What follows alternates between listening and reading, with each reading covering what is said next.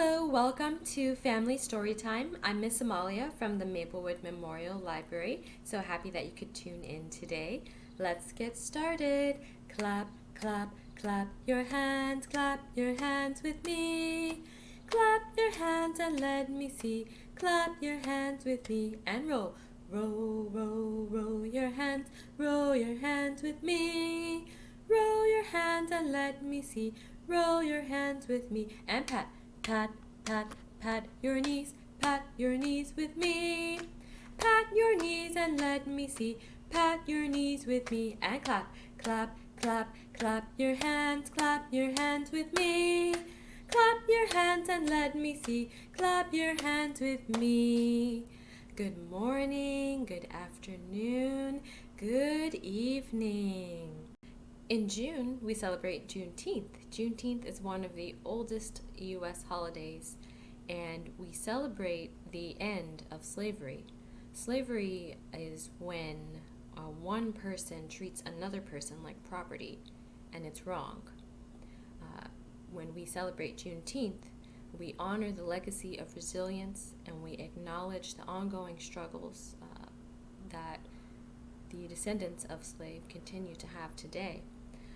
And we celebrate with marches, prayers, and other remembrances like sermons in church, hymns, gospel music, reading the Emancipation Proclamation, and wearing the color red. So what I'm going to do today is share a few poems and songs, and then I'll also share a list of books that you can read together as a family that you can discuss one-on-one. So our first book is called The Undefeated, with words by Kwame Alexander and pictures by Cline-Ransome. This is for the unforgettable, the swift and the sweet ones who hurdled history and opened a world of possibilities. The ones who survived America by any means necessary.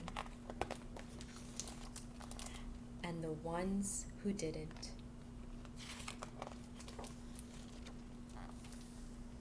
This is for the undeniable, the ones who scored with chains on one hand and faith in the other. This is for the unflappable, the sophisticated ones who box adversity and tackle vision,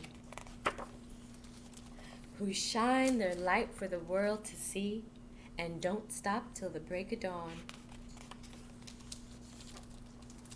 This is for the unafraid, the audacious ones who carried the red, white, and weary blues on the battlefield to save an imperfect union.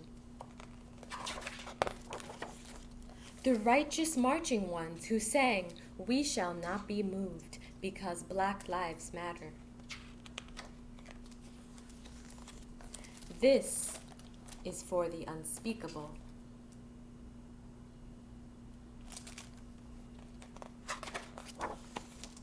This is for the unspeakable.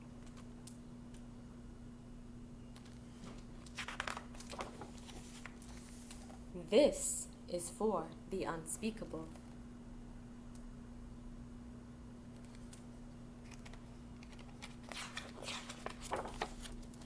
This is for the unlimited, unstoppable ones, the dreamers and doers who swim across the big blue sea of our imagination and show us the majestic shores of the Promised Land. The Wilma Rudolphs, the Muhammad Alis, the Althea Gibsons, the Jesse Owenses, the Jordans and the LeBrons, the Serenas and the Cheryls, the Reese Whitleys and the undiscovered. This is for the unbelievable, the we real cool ones. This is for the unbending, the black as the night is beautiful ones. This is for the underdogs and the uncertain, the unspoken, but no longer untitled. This is for the undefeated. This is for you and you and you. This is for us. The end. So All Different Now, Juneteenth, the First Day of Freedom, by Angela Johnson, with illustrations by E.B. Lewis, is a book that you can read together as a family to learn what it may have been like on that first day of freedom. Cotton fields, dusty roads, and the hot Texas sun. One little girl's world looked the same as it always did when she went to sleep. But when she wakes to find everything is different now. Now, this is the story of the first Juneteenth, the day freedom finally came to the last slaves in the South. All different now. And this story is about a newly freed family who is making their way out into the world to make their new life. I have heard of a land where the earth is red with promises, where the redbud trees catch the light and throw it in a game of sunbeams and shadow back and forth to the cottonwood trees. I have heard of a land where a pioneer only has to lift up her feet to cast her eyes on the rocks, the fertile earth, the laughing creek, lift up her feet running for the land, as though running for her life, and in running claim it. The stake is life and the work that goes into it. I have heard of a land where the cottonwood trees are innocent, where the coyotes call its lullaby at night, and the land runs on forever, and a woman can plant her crop and walk all day and never come to the end of it. I have heard of a land where the imagination has no fences, where it is dreamed one night, it is accomplished the next. I have heard of a land where the flapjacks spread out big as wagon wheels, where the butter is the color of melted sun, and the syrup is honey, stirred thick by 1,000 honeybees. I have heard of a land where winter brings storm warnings, and pioneers wonder whether the scissortail in spring will ever sing. I have heard of a land where the children swing in homemade swings strung from the strong limbs of trees. I have heard of a land where the crickets squirrel in harmony and babies wrapped in their mothers' backs in the field laugh more than they cry. I have heard of a land where worship takes place in an outdoor church under an arbor of bushes, and the hymns sound just as sweet. I have heard of a land where a woman sleeps in a sod hut dug deep in the heart of the earth. Her roof is decorated with brush, a hole in the ground is her stove, and a horse saddle is her pillow. She wakes thinking of a 3-room log cabin. And soon that morning her neighbors and their sons and daughters help lift the logs and chalk them into place. Together they hoist the beams high. After dinner they finish the porch where they sit and tell stories. Finally, when everyone else has gone home, she saws the planks for the steps herself. That night, by the glow of the oil lamp, she writes in her journal, I raise nearly everything I eat. The land is good here. I grind corn for meal, raise some cane and make sorghum syrup, and if I feel smart, I make hominy grits from scratch. I have heard of a land where the pioneer woman still lives. Her possibilities reach as far as her eyes can see, and as far as our imaginations can carry us. The end. Another book that you can read is called Overground Railroad by Lesa Cline-Ransome and James Ransome. And this book is about the Great Migration, which took place when the formerly enslaved people wanted to leave the South to find better opportunities all across the country. So the book pays tribute to the millions of African Americans who left their homes and loved ones behind to become a part of the Great Migration. Okay, let's continue celebrating. You might know this song. If you do, you can sing along with me. It's He's Got the Whole World in His Hands. And this version is illustrated by Kadir Nelson.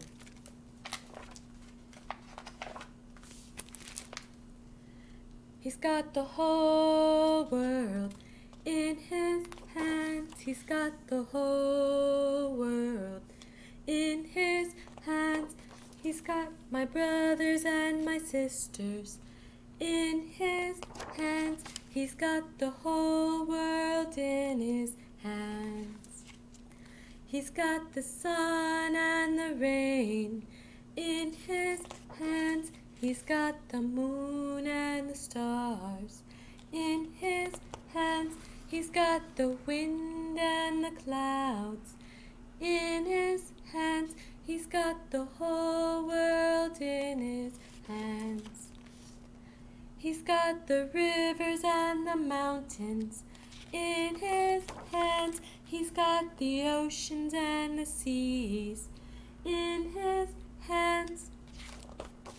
He's got you and he's got me in his hands. He's got the whole world in his hands. He's got everybody here in his hands. He's got everybody there in his hands. He's got everybody everywhere in his hands. He's got the whole world in his hands. He's got the whole world in his hands. The end. So though the practice of slavery had ended in the United States, there were still a lot of other injustices that continued to take place. One of them was the practice of segregation, where people were separated based on the color of their skin. Another book to read as a family is called Unspeakable, The Tulsa Race Massacre by Carole Weatherford, with illustrations by Floyd Cooper. In the early 1900s, Tulsa, Oklahoma was the home to a thriving African American community. The Greenwood District had its own school system, libraries, churches, restaurants, post office, movie theaters, and more. But all that would change in the course of 2 terrible, unspeakable days. So, news of the Tulsa Race Massacre, which was one of the worst incidents of racial violence in the United States, was largely suppressed, and no official investigation occurred for 75 years. Well, this year is the 100th anniversary of the Tulsa Race Massacres. Northbound, a train ride out of segregation, by Michael S. Bandy and Eric Stein, with illustrations by James E. Ransom. So this is a story about a little boy named Michael, and he's going on a train ride from Atlanta to Ohio. But this is during the time of segregation, so as he passes through different states, he's only allowed to be in certain parts of the train car, and as a child, he's struggling to understand this. And this is based on the author Michael S. Bandy's own recollections of taking the train as a boy during the segregation era. This story of a child's magical first train trip is intercut with a sense of baffling injustice, offering both a hopeful tale of friendship and a window into a dark period of history that still resonates today. And this book here, A Ride to Remember, a civil rights story by Sharon Langley and Amy Nathan, with illustrations by Floyd Cooper. This book tells the story of Sharon Langley and a visit to an amusement park. At that time, amusement parks were segregated, meaning that African American families were not allowed to visit the parks. And A Ride to Remember tells the inspiring true story of how all of that began to change in the summer of 1963. So Sharon Langley and her parents were the first African American family to walk into the park when it finally opened for all. and Sharon's dad put her on a carousel horse, and her ride symbolized the park's integration. Another book to read as a family is called Under the Same Sun, and it's by Sharon Robinson with illustrations by A.G. Ford. And this is a story about a family reunion that takes place in Tanzania. At one point in the story, the family comes across the ruins of an old slave port, and the African-born grandchildren learn what happened to their ancestors when they were sent by slave ships to America. And it offers a view of the practice of slavery through the eyes of an African child who has African-American relatives. The last book I would like to share with you for our celebration of Juneteenth is actually a poem by Langston Hughes entitled My People, with photographs by Charles R. Smith Jr.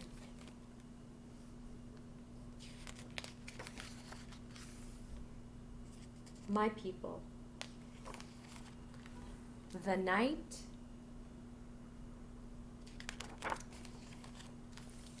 is beautiful.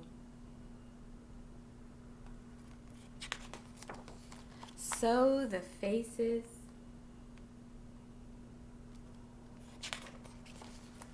of my people.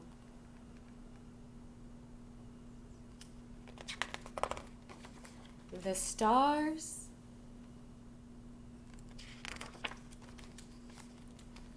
are beautiful.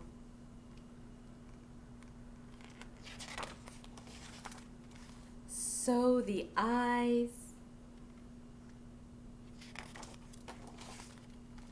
of my people.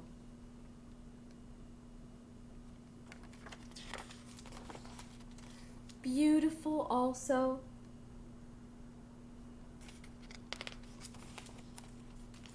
is the sun.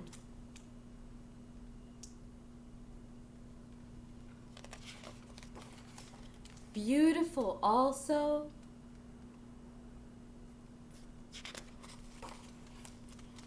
are the souls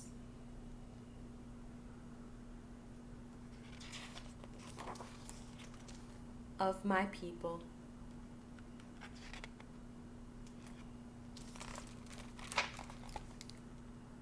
The end.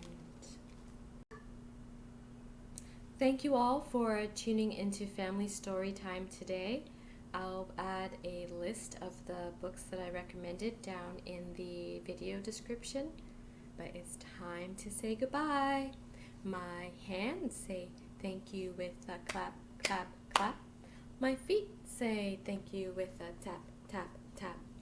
Clap, clap, clap. Tap, tap, tap. We roll our hands and we wave goodbye.